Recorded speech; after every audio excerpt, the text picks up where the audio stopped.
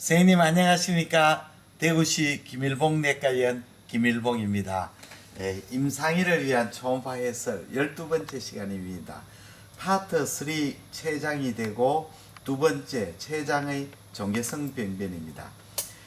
췌장의 종괴성 병변이 보일 때 체크 포인트로서는 이 결절의 에코 레벨이 중요하겠습니다. 내부의 에코가 저에코인지 고에코인지 무에코인지, 그리고 이제 그 종괴의 디스탈 쪽에 미척의 체간의 확장이 있는지, 또 종괴의 크기가 어떤지 이런 걸 확인해야 되겠습니다.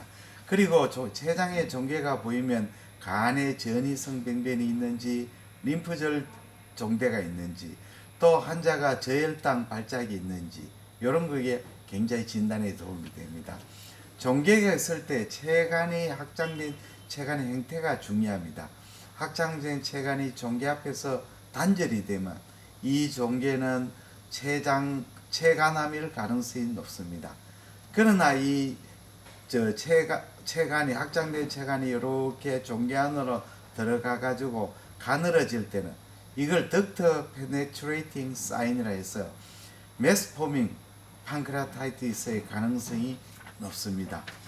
그러면 이제 췌장 종괴에서 중요한 사항은 췌장 전체를 관찰하고 작은 종괴성 병변을 가급적 놓치지 않도록 유의해 가면서 초음파 스캐닝을 해야 되겠습니다.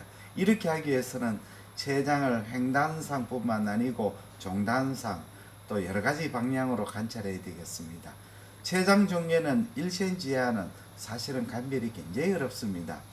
2cm 이상의 비교적 큰 종괴이고 에코제네시티가 저에코거나 아이소에코이면 췌장암이 여기서는 체간암을 말합니다. 판크레아스 덕트에 생기는 아데노칼시노마를 가장 먼저 의심해야 되겠습니다. 그러면 감별 진단으로서는 췌장암, 췌장의 낭종 시스터, 메스포밍, 크로닉 판크레아타이티스, 그 다음에 췌장의 고형 가유도상 종괴, 판크레아스 슈도 솔리드 슈도 파피러리 튜머, 그 다음에 판크레아스의 엔도크라인 튜머, 아일렛셀 튜머, 그 다음에 전이성 췌장 종양, 히러스 시스트 아데노마, 장액성 난성종, 그 다음에 췌장 주위 림프절 종대, 그 다음에 인근 장기의 종괴성 병변, 그 췌장에 생기는 지방종, 라이포마, 그 다음에 췌장의 두부의 배척의 저에코 부위, 이런 걸 우리가 관찰을 해야 되겠습니다. 첫 번째 체간암, 판크레아스 덕트 아데노칼시노마는 우리가 췌장암이라 하면 대부분 체간에 발생하는 아데노칼시노마입니다. 췌장의 작은 종양일 경우에는 대부분 저에코 종괴로 보입니다. 근데 문제는 이제 우리가 췌장의 에코제니스가 높지 않을 때는 저에코 종괴가 잘 보이지를 않습니다.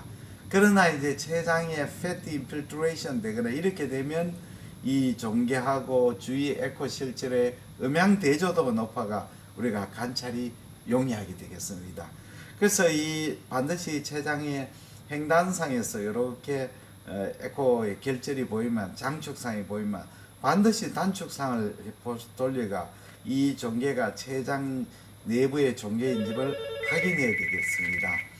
그래서 아까 말씀드렸지만 작은 췌장암은 저에코로 보이고, 또 당뇨병 고령자에서는 체실질이 고에코가 되면 보다 잘 보이게 되겠습니다. 자, 췌장이 이제 종괴가 커지면 에코가 다양하게 변합니다. 일반적으로 췌장의 체간암은 저에코입니다만 변성을 일으키면 고에코가 되고, 또 시스틱 네크로시스는 많이 일으키지 않지만 일으키면 무에코 병변이 됩니다. 이런 종괴가 생기면 디스탈 쪽에 판크레아스 덕트가 딜라테이션이 되고, 또 이 두부에 생긴 종괴는 CBD를 옵스트럭션 해가 CBD가 딜라테이션을 일으킬 수가 많습니다. 종단상에 보시면 췌장의 두부에 종괴가 있고 이게 총단간이 딜라테이션 됩니다. 이런 소견을 보입니다. 그 다음에는 이제 운시네이트 프로세스에 있는 췌장암이죠. 체간암은 사실 관찰이 어렵습니다. 아주 작은 운시네이트 프로세스는 이 부분을 꼼꼼하게 보지 않으면 놓치게 됩니다. 그래서 반드시 종단상을 보시면 여기 췌장의 횡단상, 췌장의 종단상을 보시면 문맥의 위쪽에 췌장의 경부고 요 배측에 그 운시네이트 프로세스, 췌장 구부죠. 요게 종괴를 관찰할 수 있습니다. 운시네이트 프로세스의 종괴는 이 그 SMA라든지 주위에 리트로페리토니움으로 그 전이를 잘하기 때문에 조심해야 되고 주의해서 관찰해야 됩니다. 그 다음에 췌장 체부에 생기는 종양이죠.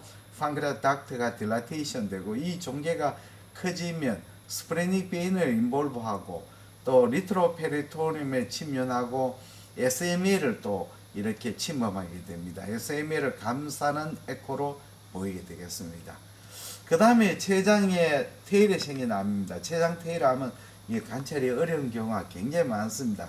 췌장의 체부 테일에서는 이 스토막의 가스의 가래가 췌장 이 부분에 관찰이 어려워집니다. 이럴 때는 체일을 반자위로 바꾸거나 또는 참척자를 압박하거나 음수, 물을 먹이가 스토막을 필링시키면 췌장의 체부 미부의 종괴를 관찰할 수가 있습니다.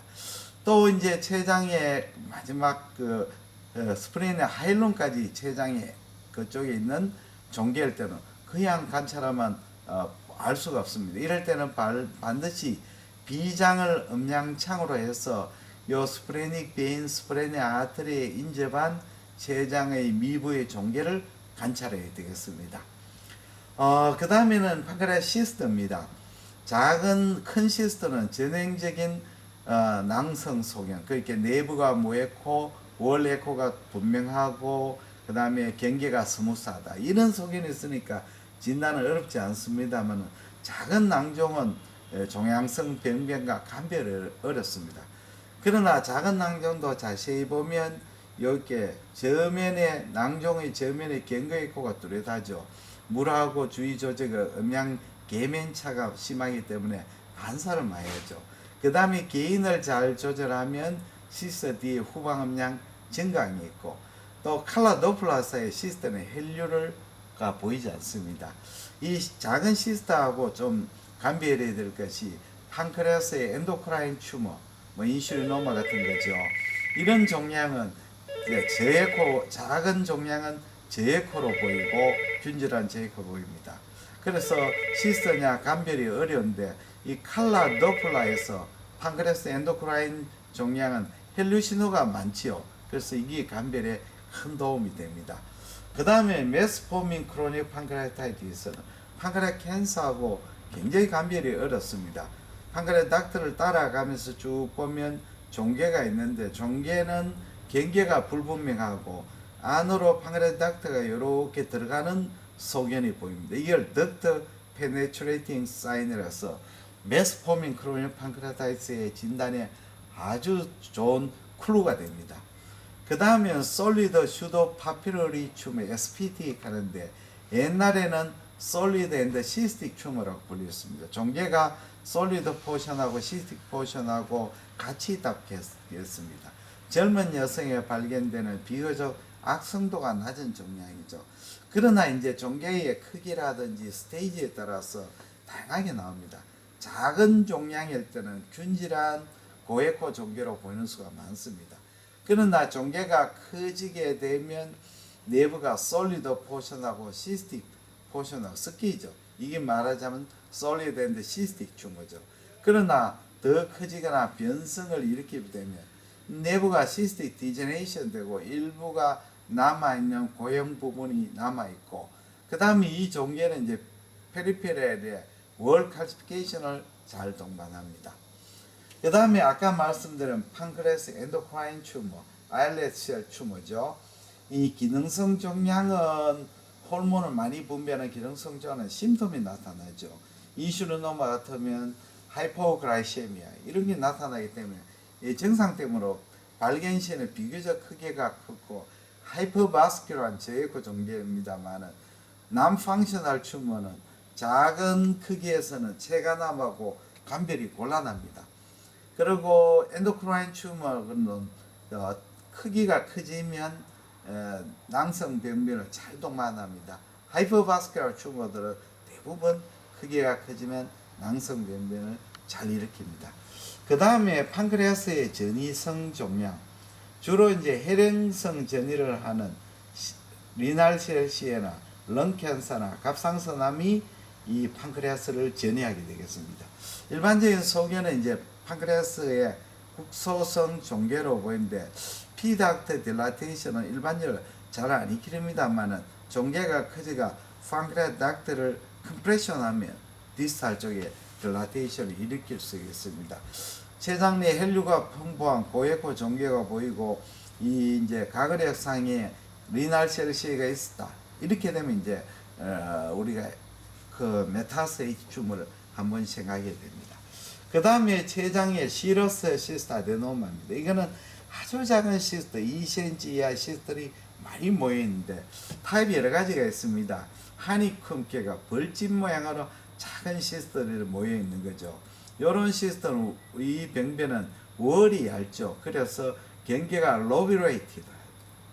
그 다음에 이제 폴리시스틱 타입은 센터 부분은 칼시피케이션, 파이브로시스 있고 요 중심에 가까운 부분은 작은 시스트, 페리페리에는 큰 시스트를 가진 이런 게 폴리시스틱 타입이죠.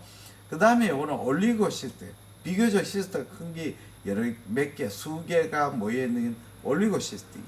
이쪽이 제일 많죠. 하니컴 다음에 폴리시스틱, 올리고시스틱이 좀 드물게 되겠습니다. 그 다음에는 췌장 주위에 림프절 종대가 있으면 마치 췌장에 있는 것처럼 보일 수도 있습니다. 그래서 초음파빔의 각도를 변경시키고 호흡을 해가 제조가 이 종괴가 췌장 내 종괴인지 아닌지를 잘 봐야 됩니다. 그 다음에 인접장기의 종괴가 겹쳐서 판크레아스의 종괴처럼 보일 수도 있습니다.